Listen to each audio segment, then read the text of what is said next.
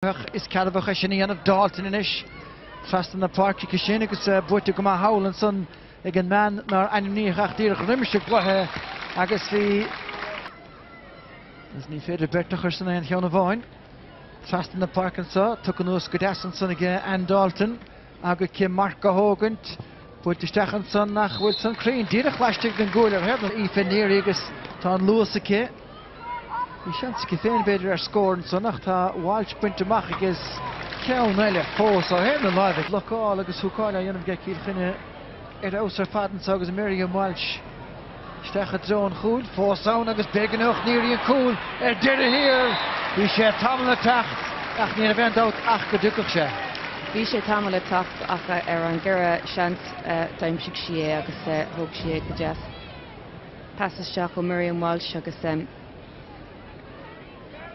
cúig si téhír agus an céadúir fiocsuas agus cúigtach sa cúine.